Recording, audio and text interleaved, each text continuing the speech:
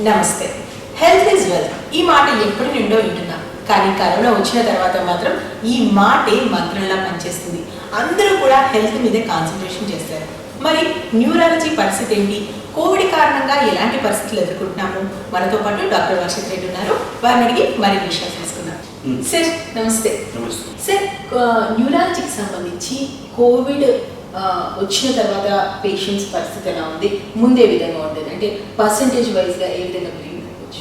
So pre Covid ముందు Covid తర్వాత చాలా చేంజెస్ మనకి ఈవెన్ డిసీజ్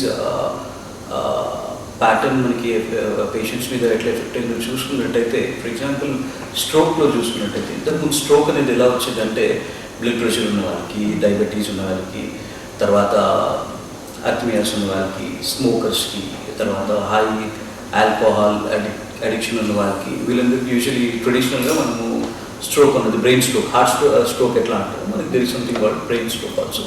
సో ఇది మనం చూస్తుండే అన్నట్టు. కానీ ఇప్పుడు మనము కోవిడ్ వచ్చిన తర్వాత ఇవన్నీ లేకుండా, అంటే యూజువలీ ఆ పర్సన్ హూ ఈజ్ ఆ నాన్ స్మోకర్, ఎవరైతే స్మోకింగ్ కానీ ఆల్కహాల్ కానివ్వండి, లేదంటే బ్లడ్ ప్రెషర్ కానివ్వండి, ఇవన్నీ లేని వాళ్ళకు కూడా మనము డిసీజ్ అనేది చూస్తున్నాం అన్నమాట. అంటే neurological diseases like let's say stroke అనేది మనం చూస్తున్నాం. ఇప్పుడు స్ట్రోక్ చూసినట్టయితే హిమరేజిక్ స్ట్రోక్ అంటారు. హిమరేజిక్ స్ట్రోక్ ఏంటంటే, ఇప్పుడు బ్లడ్ వెజల్స్ ఏవైతే రప్చర్ అవుతాయో, బ్లడ్ వెజల్స్ రప్చర్ అయిన తర్వాత బ్లడ్ అంతా బ్రెయిన్లో క్లాట్ అవ్వడం వల్ల ఈ హిమరేజిక్ స్ట్రోక్ అనేది వస్తుంది అనమాట. There is something called ischemic stroke అంటారు. దాని తర్వాత దెర్ ఇస్ సంథింగ్ కాల్డ్ సిబిటీస్ కానివ్వండి, ఇట్లాంటి there are different types of strokes what we see in usual patients like with traditional diseases like diabetes and sugar ఇట్లాంటి వాళ్ళకి. అదే మనం పోస్ట్ కోవిడ్లో ఏంటంటే ఇవన్నీ లేకుండా కూడా మనం ఇవన్నీ చూస్తున్నాం. They are landing up in hospital with all these problems. అయితే ఇప్పుడు ఇంతకుముందు ఏమొచ్చిందంటే ఓల్డ్ పేషెంట్స్లోనే మనం ఇట్లాంటి డిసీజ్ అన్ని మనం చూస్తున్నాం. ఇప్పుడు ఏంటంటే ఇప్పుడు యంగ్ పేషెంట్స్లో కూడా, మరి ఎస్పెషల్లీ యూఎస్లో, జపాన్లో, ఇట్లాంటి కంట్రీస్లో మనం యంగ్ పేషెంట్స్లో కూడా స్ట్రోక్ అనేది మనం చూస్తున్నాం. సార్, ఇప్పుడు కోవిడ్ వచ్చినటువంటి పేషెంట్స్ ఏ విధమైనటువంటి జాగ్రత్తలు తీసుకోవాలి? వాళ్ళకి న్యూరో ప్రాబ్లమ్స్ రాకుండా ఉండాలన్నా, ఒకవేళ వచ్చిన తర్వాత గుడ్ డైట్ తీసుకోవడం అనేది చాలా ఇంపార్టెంట్ అండి. డైట్తో పాటు మంచి vitamins, minerals, so cholesterol levels అనేది మనం మంచిగా చెక్ పెట్టుకుని రెగ్యులర్ చెకప్స్ చేసుకుంటూ మనం we have to make sure the alcohol limitation is in limit. And diabetes కూడా there is something called HbA1c అని చెప్పి మనం ప్రతి 3 months యావరేజ్ చూస్తారనమాట. దాంట్లో HbA1c టెస్ట్ అది చేసుకున్నట్టయితే మన 3 months మన షుగర్ లెవెల్స్ ఎంత ఉంటుందో తెలుస్తుంది అనమాట. బిలో 6 ఉంటే ఇట్స్ లైక్ ఇట్స్ నార్మల్. 6 పైన ఉంటే you need medical attention.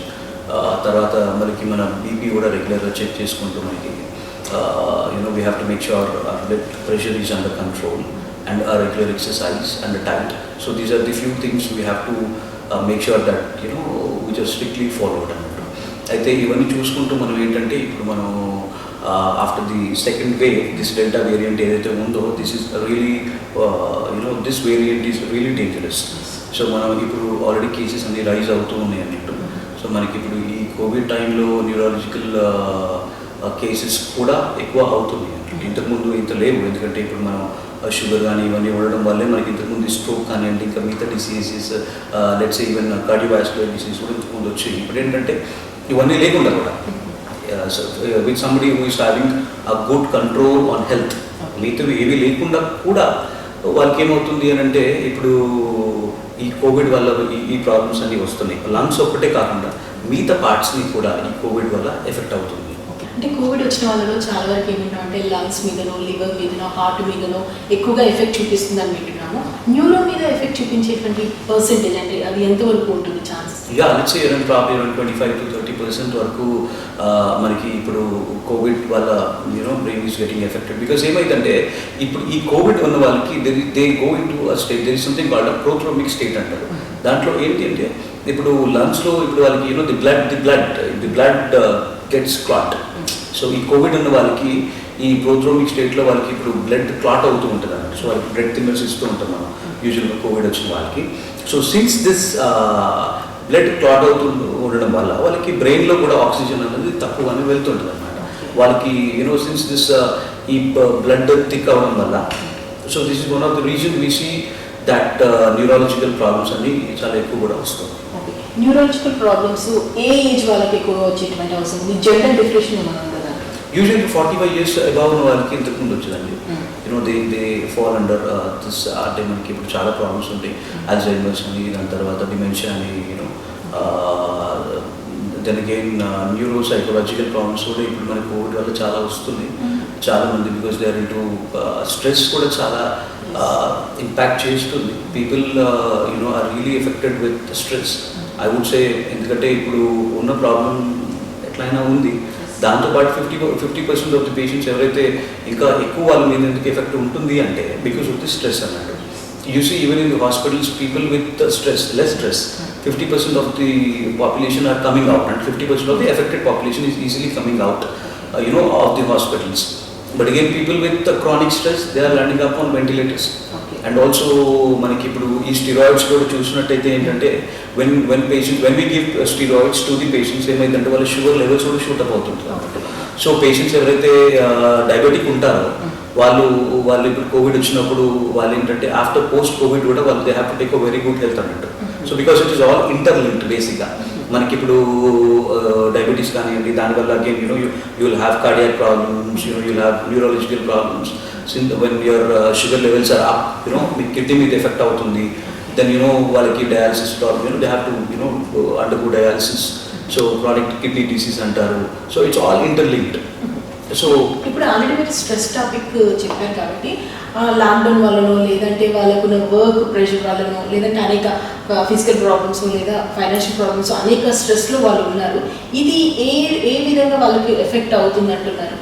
Stress is something like, in 2020, even the neuropsychological cases, ఏవైతే ఉన్నాయో అంటే they have shifted up by more than 60%, I would say. అంటే రెగ్యులర్ ఉన్న టైంకి రెగ్యులర్గా ఉన్న న్యూరోసైకలాజికల్ ప్రాబ్లమ్స్ ఏవైతే ఉన్నాయో పేషెంట్స్కి, so the number of patients have shifted up over 60% post Covid.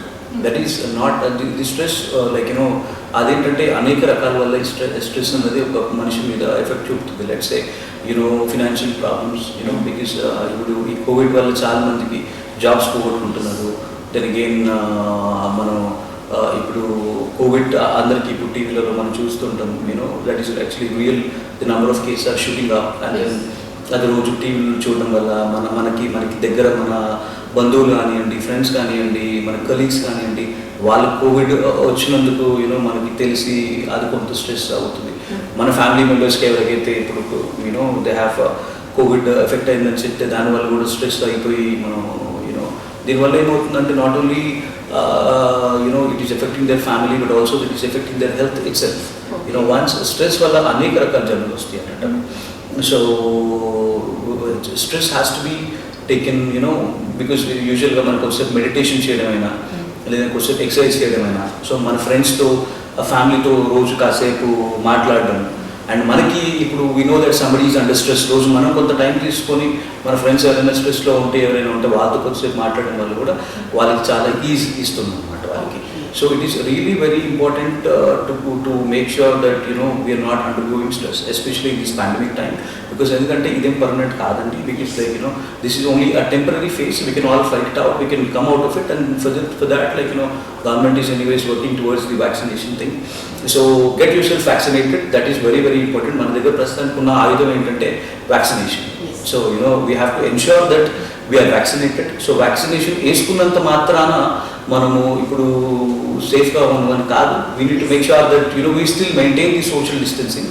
ఇంకా సోషల్ డిస్టెన్సింగ్ మెయింటైన్ చేస్తూ ఉండాలి మనం. We still have to make sure that we don't go out. బయటికి రెస్టారెంట్స్కి వెళ్ళడం కానివ్వండి, ఇప్పుడు ఫంక్షన్స్కి వెళ్ళడం కానివ్వండి, లేదంటే మనం ఒక గ్యాదరింగ్స్లో పార్టిసిపేట్ చేయడం కానీ ఇంకా కొంచెం తగ్గించుకుంటే, ఒక 1 year కనుక మనం సీరియస్గా మన జాబ్ మనం చేస్తే, after 1 year we can ensure that we will definitely come out of it. Not only we will save ourselves, but definitely we'll be saving the society as well.